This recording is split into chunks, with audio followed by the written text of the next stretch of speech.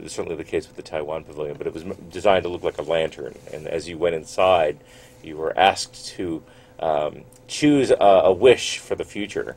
And it's kind of interesting because there's a lot of sort of between the lines that you could perhaps read into some of their wishes for the future. You know. There are many things to wish for. Yes. And now this is... There's a Saudi Arabia pavilion, which I'd mentioned earlier, drew huge lines. And it had sort of a bowl shape that's suspended in air and has a little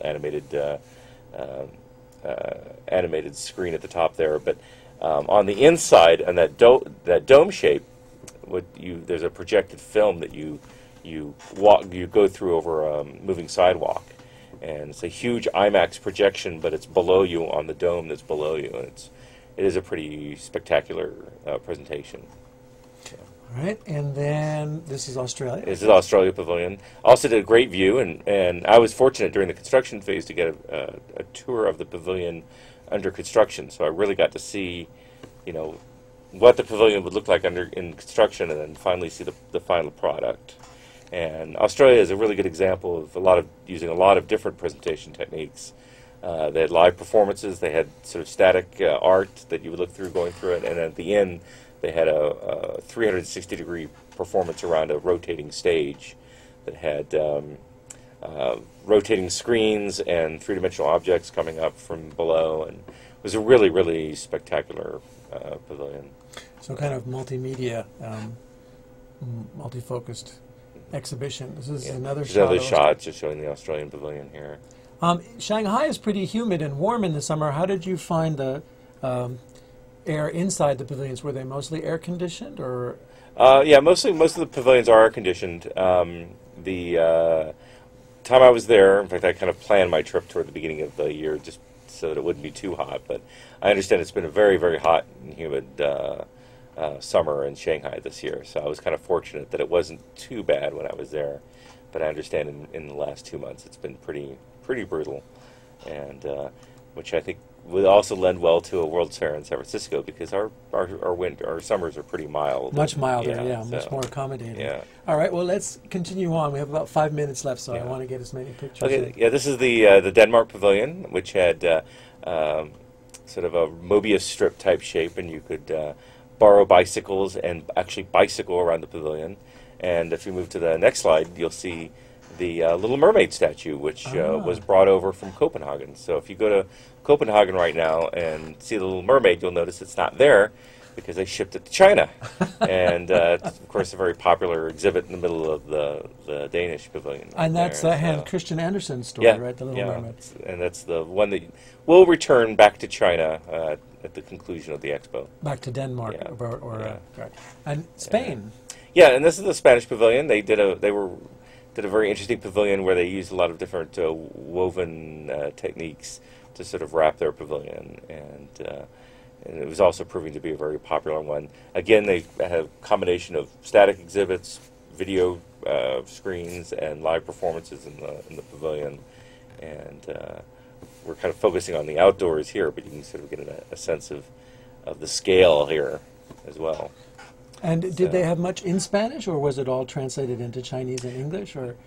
Most of the exhibits are in Chinese. Oftentimes they'll be in Chinese and English, just because most foreigners who are visiting China, if they don't know Chinese, they'll know English likely.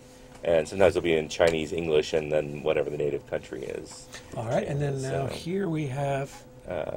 this is the Portugal Pavilion, which was made out of cork and very sort of futuristic on the outside, and then when you entered in the inside, it was like a very sort of traditional space. So probably want to go through the next few of them pretty quickly, because this is Switzerland, which had had a ski lift ride on the roof. Oh yeah, you can see it up there at the top. Okay. Yeah, and it's sort of an example of what that looks like close up. So you got a good view of Shanghai from up there. Yeah, and you get a great view of the whole Expo site and the Lupu Bridge and all of Shanghai from there. Oh, that sounds like fun. So, and then this is a view from the Switzerland Pavilion looking toward the Germany Pavilion.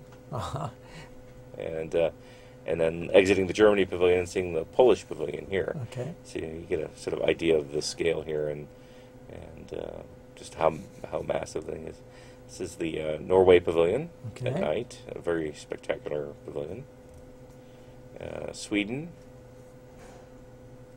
And then this is showing the Norway pavilion during the day. Okay.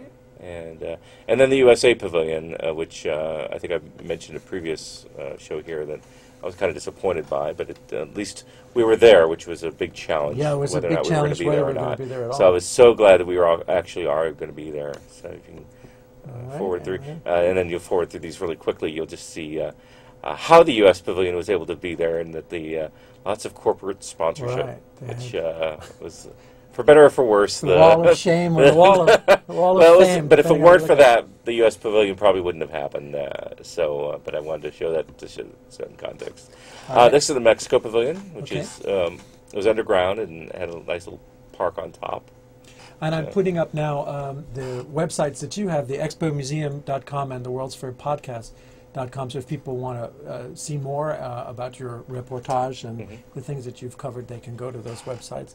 And so let's keep on going. Now, this is the famous British one, right? Yeah, this is the British one, which there are little translucent translucent rods that go through the pavilion, and then you can see them. The light comes in from the outside, and at night it glows from within the inside of the pavilion. And even in person, it looks like a computer project creation, but it's a very experimental, very exciting building. And then the Netherlands pavilion across the way. Luxembourg, small country of Luxembourg, even had a large presence there. It looks like a chalet. Yeah, it's playing off on the mountain. And then this is the proposed Expo site for 2020 in Moffett Field. And I wanted to make sure I threw this in. The Bay Area Coalition has been working on this. And Arnold Schwarzenegger announced in Shanghai that we were bidding for 2020. So it's really exciting to sort of see this artist rendering. And being a veteran of many World's Fairs, they never end up quite the way that they had planned or had proposed to begin with. But it does sort of give you an idea of what could happen on Moffett Field in 10 years. Well, and we hope that you'll be involved with that if it does come here. We're about 10 seconds away from the end. Okay. So I just want to thank you again for coming in, Urso Chappell, local World's Fair historian. The show is A View for You. My name is Peter Camarda. Thank you for watching.